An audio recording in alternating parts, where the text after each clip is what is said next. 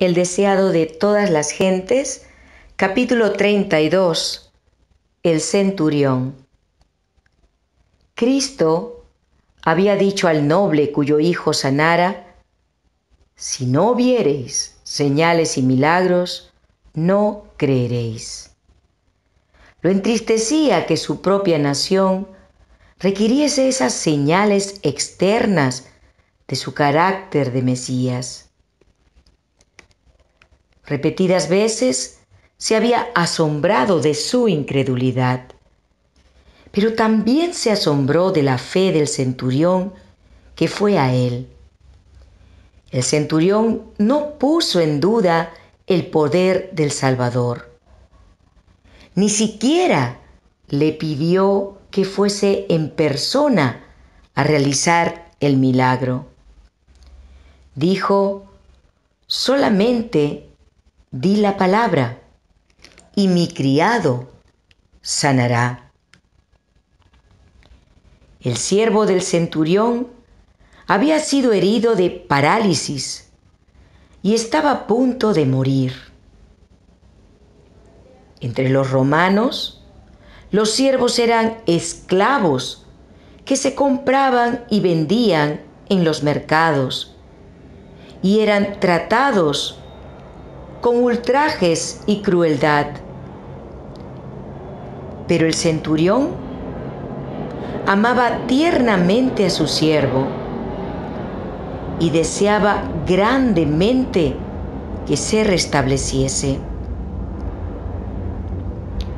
Creía que Jesús podía sanarlo. No había visto al Salvador, pero los informes que oyera le habían inspirado fe. A pesar del formalismo de los judíos, este oficial romano estaba convencido de que tenían una religión superior a la suya. Ya había derribado las vallas del prejuicio y el odio nacionales que separaban a los conquistadores de los conquistados. Había manifestado respeto por el servicio de Dios y demostrado bondad a los judíos adoradores de Dios.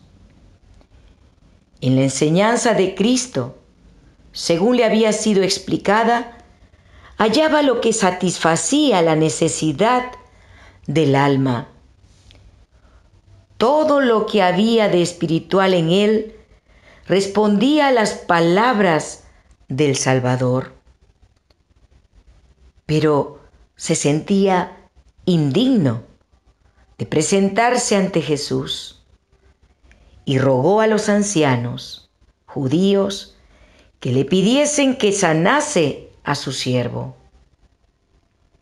Pensaba que ellos conocían al gran maestro y que sabían cómo acercarse a él para obtener su favor. Al entrar Jesús en Capernaum, fue recibido por una delegación de ancianos, quienes le presentaron el deseo del centurión. Le hicieron notar que era digno de concederle esto, que ama nuestra nación y él nos edificó una sinagoga. Jesús partió inmediatamente hacia la casa del oficial, pero asediado por la multitud, avanzaba lentamente. Las nuevas de su llegada le precedieron y el centurión, en su timidez, le envió este mensaje: Señor, no te molestes, pues no soy digno de que entres bajo mi techo. Pero el Salvador siguió andando y el centurión, Atreviéndose por fin a acercársele, completó el mensaje diciendo: ni aún me tuve por digno de venir a ti, pero di la palabra y mi siervo será sano. Porque también yo soy hombre, puesto bajo autoridad, y tengo soldados bajo mis órdenes. Y digo a este, ve y va, y al otro, ven y viene, y a mi siervo, haz esto, y lo hace. Es decir, así como yo represento al poder de Roma y mis soldados reconocen mi autoridad como suprema, así tú representas el poder del Dios infinito, y todas las cosas creadas obedecen tu palabra.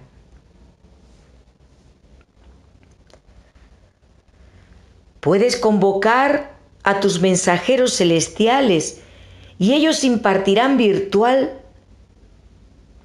sanadora. Puedes convocar a tus mensajeros celestiales y ellos impartirán virtud sanadora. Pronuncia tan solo la palabra y mi siervo sanará.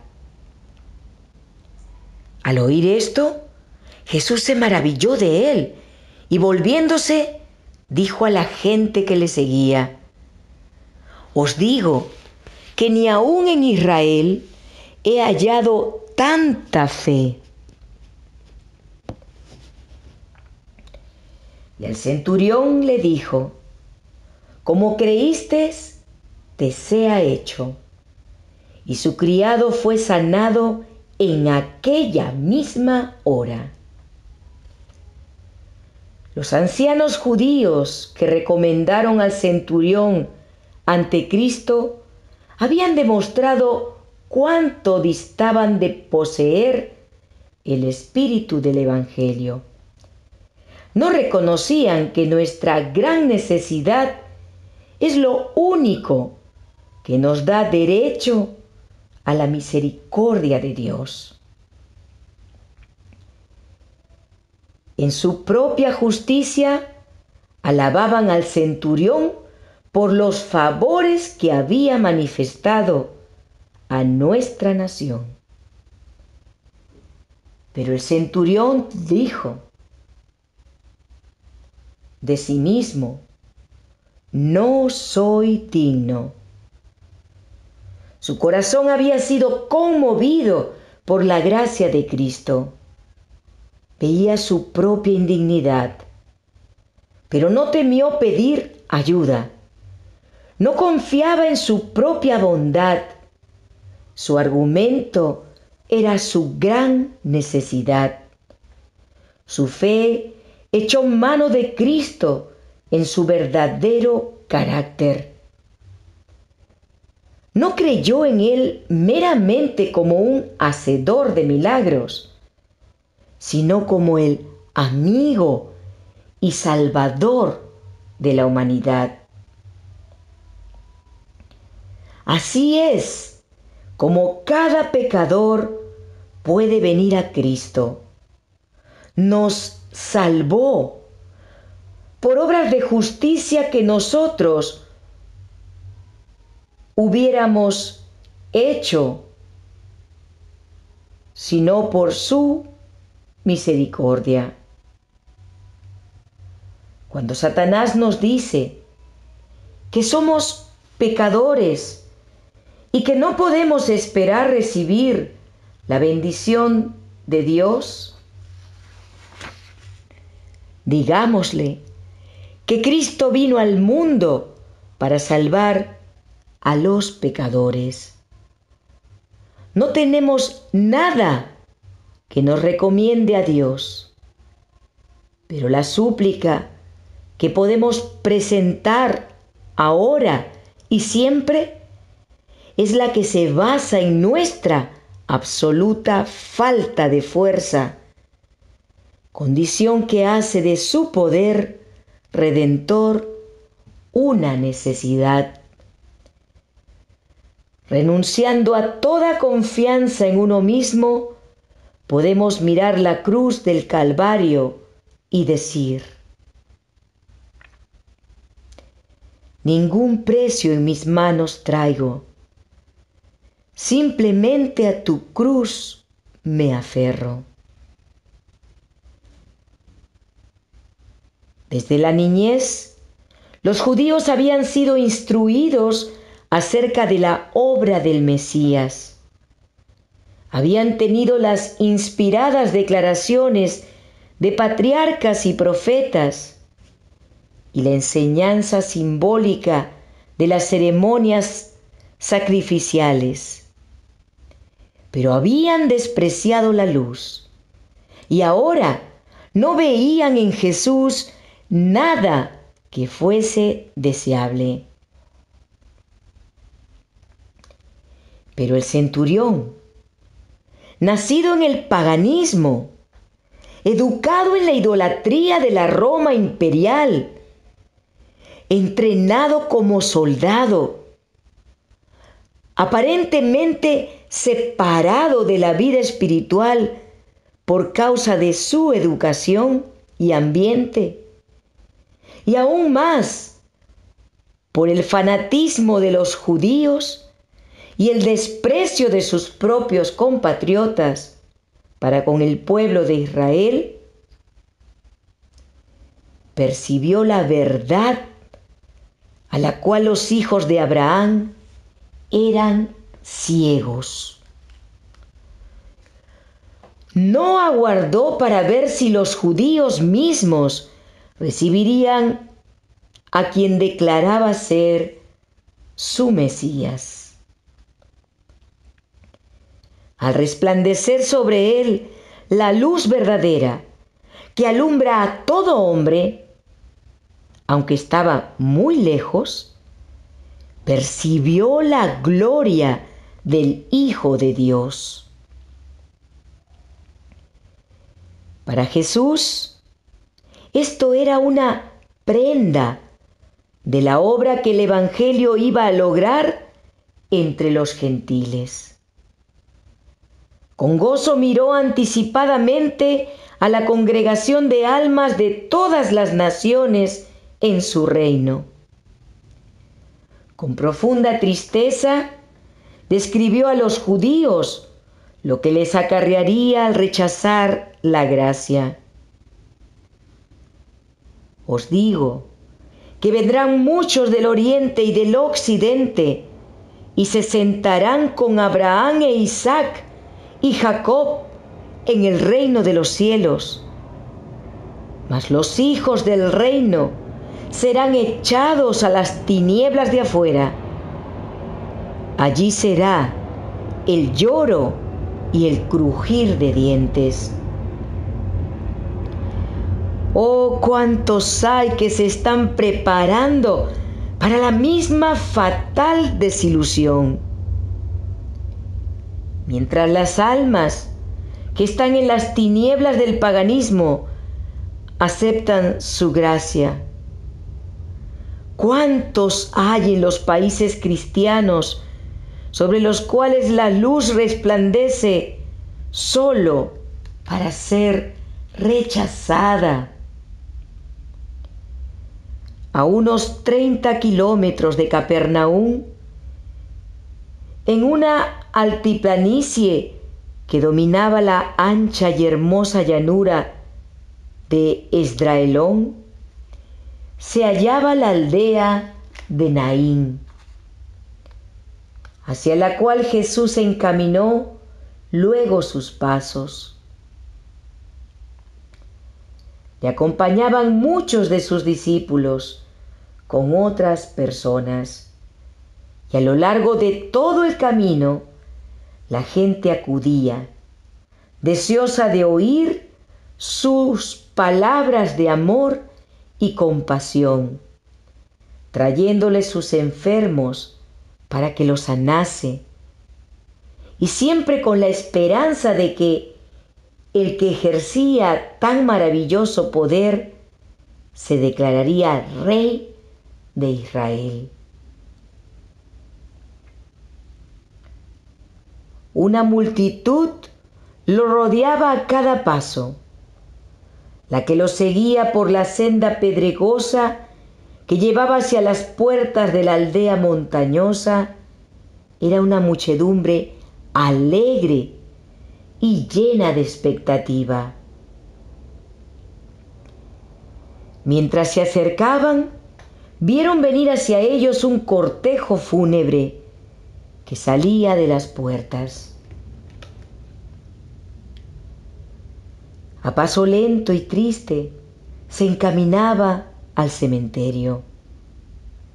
En un féretro abierto, llevado al frente, se hallaba el cuerpo del muerto, y en derredor de él estaban las plañideras, que llenaban el aire con sus llantos quejumbrosos.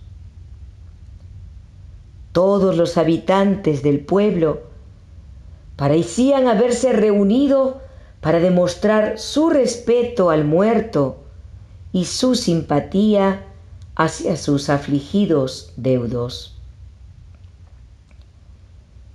Era una escena para despertar simpatías. El muerto era el hijo único de su madre viuda.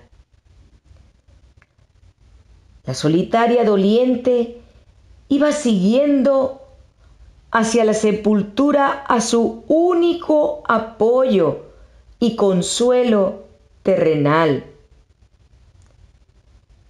Y cuando el Señor la vio, se compadeció de ella. Mientras ella caminaba llorando, enceguecida, sin notar su presencia, Él se acercó a ella y amablemente le dijo: «No llores». Jesús estaba por cambiar su pesar en gozo, pero no podía evitar esta expresión de tierna simpatía. Y acercándose, tocó el féretro. Ni aun el contacto con la muerte podía contaminarlo. Los portadores se detuvieron y cesaron los lamentos de las planilleras. Los dos grupos se reunieron alrededor del féretro, esperando contra toda esperanza. Allí se hallaba un hombre que había desterrado la enfermedad y vencido a demonios. Estaba también la muerte sujeta a su poder. Con voz clara y llena de autoridad pronuncia estas palabras: «Joven, a ti te digo, levántate». Esa voz penetra los oídos del muerto. El joven abre los ojos. Jesús lo toma de la mano y lo levanta. Su mirada se posa sobre la que estaba llorando junto a él. Y madre e hijo se unen en un abrazo largo, estrecho y gozoso. La multitud mira en silencio, como hechizada. Y todos tuvieron miedo.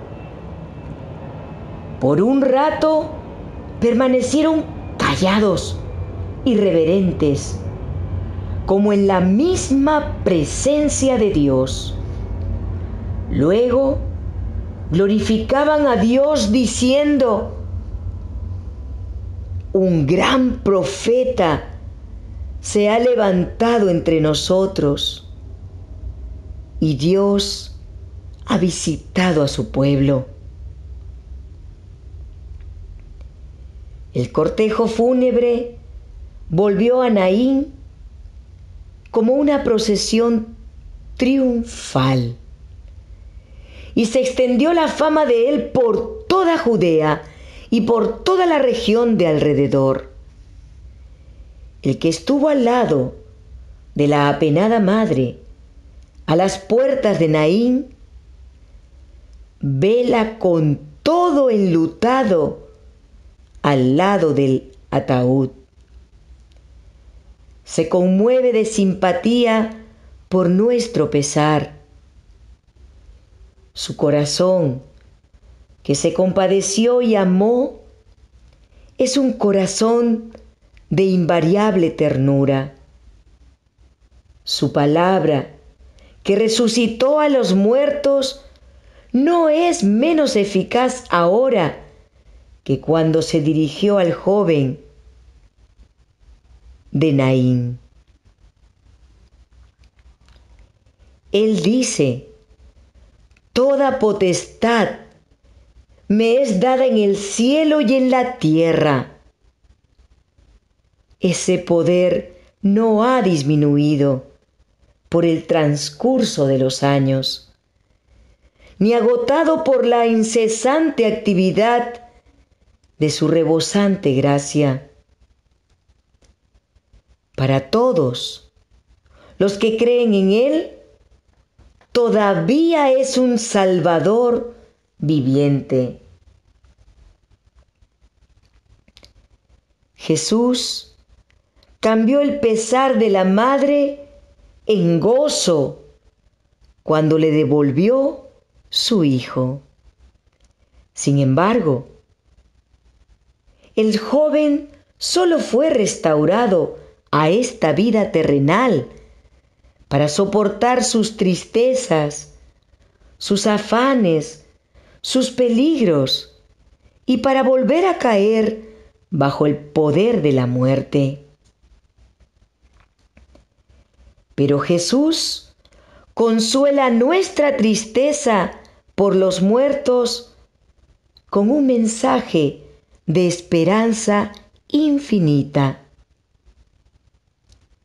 Yo soy el que vivo y estuve muerto, mas he aquí que vivo por siglos de siglos y tengo las llaves de la muerte y del Hades.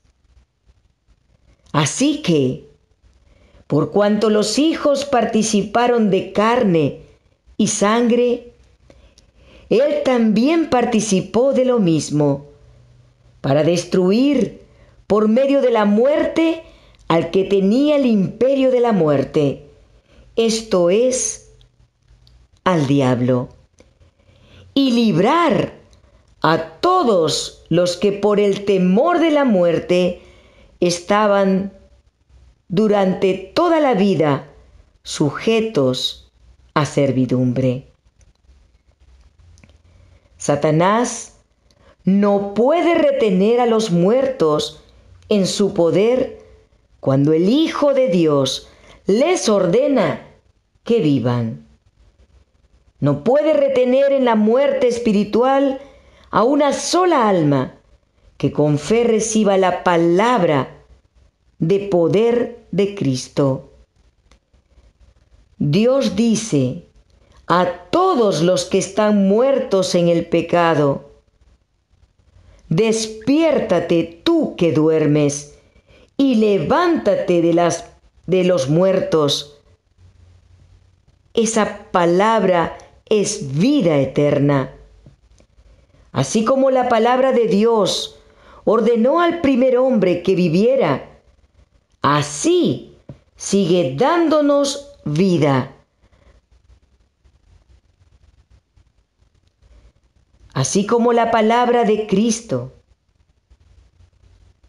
joven, a ti te digo, levántate, dio la vida al joven de Naín?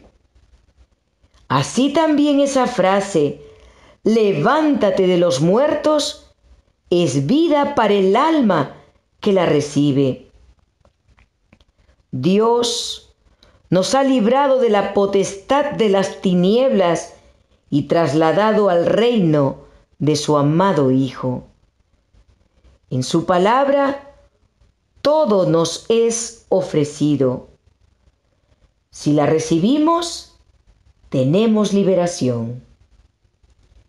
Y si el espíritu de aquel que levantó de los muertos a Jesús mora en nosotros, en vosotros, el que levantó de los muertos a Cristo Jesús, vivificará también vuestros cuerpos mortales por su Espíritu que mora en vosotros. Porque el Señor mismo, con voz de mando, con voz de arcángel y con trompeta de Dios, descenderá del cielo, y los muertos en Cristo resucitarán primero. Luego nosotros, los que vivimos, los que hayamos quedado, seremos arrebatados juntamente con ellos en las nubes para recibir al Señor en el aire. Y así estaremos siempre con el Señor. Tales son las palabras de consuelo con que Él nos invita a que nos consolemos unos a otros.